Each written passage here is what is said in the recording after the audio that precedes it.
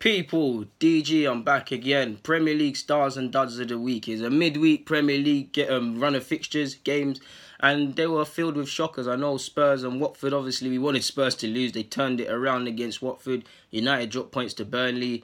Bournemouth battered Chelsea. Big up Bournemouth for that one. I guess it's not funny when you drop points against Bournemouth away from home anymore, Chelsea boys. But it is what it is. It's been a mad week. City obviously lost 2-1 as well. So there's been a lot of things going on. Liverpool 1-1 draw as well. I personally feel Leicester are unlucky not to have a penalty, and how Salah hasn't been booked for diving this season in the Premier League, I'm not too sure. But let's start off with the stars. Now, in regards to the management, I thought it was going to be Benitez after watching them beat Manchester City, but Bournemouth, Eddie Howe, credit where due. I think people overrate him to a mad degree at times, as much as I like him and can realise his potential. But credit where due, man. Bournemouth probably thought that was going to be them on the receiving end of the scale. But they, for a manager and a team where their philosophy is possession-based and all of these things, they played them off the park, man. Popped them whenever they could. Like, Brooks was making people cut up shapes. Louise was at all sorts. So it's been a mad week, man. I'm going to put Arthur Boruc, I hope that's his name, Bournemouth keeper in goal, purely because you have to give credit, man. I know Chelsea were poor, but these are the games he probably thought he would have conceded, and they won 4-0. He kept a clean sheet. That's a big clean sheet, and that's a big 3 points for Bournemouth. So I give credit to them. The keeper kept a clean sheet against a side with Hazard and everything's there. So Boruc's going to go and goal for me. At right back, admittedly, I'm not too sure, to be fair with you. Do you know what? I'm going to go with Bournemouth's Cook. Now, he's not a right back, but I'm always putting him in duds of the week. When Bournemouth make mistakes and he makes mistakes, I'm one of the first to pick up on that. So you have to keep it fair. He's not a right back, but he's going to fill in at right back for me and do his job. And also another teammate of Bournemouth, Ake, is going to slot into the team. I feel Callum Chambers is going to partner him at centre-half. Now, Callum Chambers played in midfield, but he continued his decent form in the middle of the park. Obviously, he scored a decent goal, and it was a fantastic turnaround from Fulham. So probably more Fulham players could have been in there, but shout out to the whole of Bournemouth and the whole of Fulham. They all could arguably be in stars, so recognition to all. I don't know if I've said it, but Ake is going to come in here as well. Good performance against his former club. And I'm going to go with Leicester's Chilwell. He was obviously involved in the build-up to the goal to get them the equaliser. And I feel he had a good game. And I feel if the dynamic wasn't that English players are costing 50, 60 million, then I would be calling for him at Arsenal, man. But yeah, Davy Brooks of Bournemouth. This is just Bournemouth FC right now. Bournemouth, Davy Brooks. I mean, you lot saw my video a year ago, the proofs in the pudding. I wanted him to come to Arsenal before it went to Bournemouth, and I said that was going to be a big signing.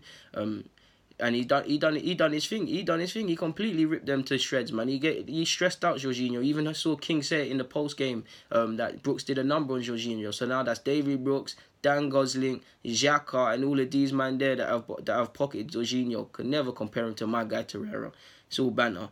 But Brooks is going to be partnered by Matteo Guendouzi. I feel Guendouzi had a good game for Arsenal, so he's going to go in there for me. He's not a 10, but Lacazette's going to go there now. Best player on the pitch for Arsenal, if not Guendouzi. Lovely goal that he scored as well. So he's going to fill in the 10 position, freeing up space to Mitrovic. He scored 2. How can he not be in here? Josh King of Bournemouth put in 2. How could he not be in here? Glenn Murray, I know his team lost, but he's the one Brighton player, that could leave with any pride, really and truly. So Glenn Murray's got to be in here. It's sad because I feel Rondon could have been in here. Llorente didn't score as much as them, but I feel I would have put Llorente in here purely because obviously he was missing a whole host of chances. He was getting booed, but he kept going and he obviously scored the goal. So there's that. Ward-Prowse could have been in here. Credit to how he rattled Zaha as well. Zaha's got to be a bit smarter. I actually think Danny Rose. I don't think Lindelof had the best of games for United against Burnley, but second half he kind of patterned himself up and he obviously scored the goal that got the equaliser. In regards to stars, I bring out my scraps as well. I feel Pogba you could get a shout out. Son off the bench too. Aubameyang and Ozil too. I feel they both had good games. Who else is there? There's not really anyone else out there, really and truly. So yeah, man.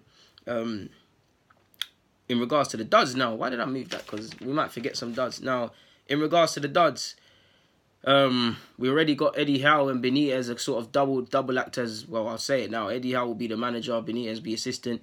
In regards to duds, I think I'm just going to go with Sarri, man. I know Pep lost, but I'm just going to go with Sarri, to be honest with you. I feel Chelsea really messed up. So I'm going to go with Sarri. In goal, we're going to go with Kepa. He conceded 4 goals against Bournemouth. That's unacceptable for Chelsea, so there's no way he could not be in here, whether you believe he was at fault or not. Kepa's going to go in here. Now, they're both not in either positions. You could have probably put Emerson of Chelsea in here. But I feel Dunk and Duffy, forgive me if I'm wrong and I've messed up their names, but they're going to go at left back and right back respectively for me. In fact, you know what? Yeah, they're going to go at left and right back respectively for me because I feel they were both quite poor. The whole Belongan was poor as well. The whole of Brighton, like Chelsea, the whole of Brighton and Chelsea players could have made up this team. I just feel the centre-halves were poor, allowing Fulham to get 4 goals. It weren't just them, but I feel, yeah, you guys get what I mean. So Duffy and Dunk are going to go at right and left back. In goals, obviously, Kepa. Rudiger and David Luiz, again, they've got to be in here. They've got to be in here. You already know. They've got to be here. Midfield, we're going with Jorginho. It's a new Brazilian midfield, ironically. We're going with Jorginho. We're going with Fernandinho. He conceded a penalty. And we're going with Pereira. Pereira was terrible against Burnley. And there was one pass. I'm sure he made one under-hit pass and Burnley scored. So he's got to be in there. Hazard was nowhere to be seen, so he's got to be here. Lukaku's pipped Higuain into it. I'll allow Higuain because it's his first couple moments in Prem. And I feel Zaha's got to go up front, man, as well in the front three, purely because he had a decent. He didn't say he had an amazing game, but he scored. He had an okay game. And he's an experienced individual. I know he gets tackled and he gets rattled, but you can see what Ward-Prowse is doing.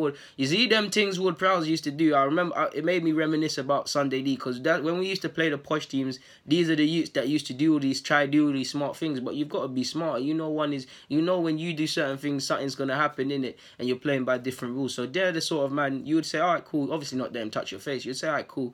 But the minute there's a 50-50, you'll tackle him and it'll be a bit high, and you make him feel that and think twice about acting up.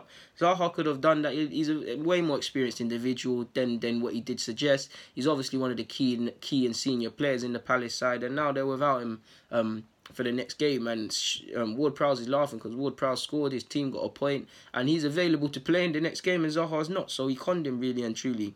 So to recap, quickly, let's recap the stars. I don't think I did. Buruk, Cook, Chambers, Ake, Chilwell, Brooks, Guendouzi, Lacazette, Glenn Murray, King, Mitrovic. Forgive me if I didn't do that, but back to the duds.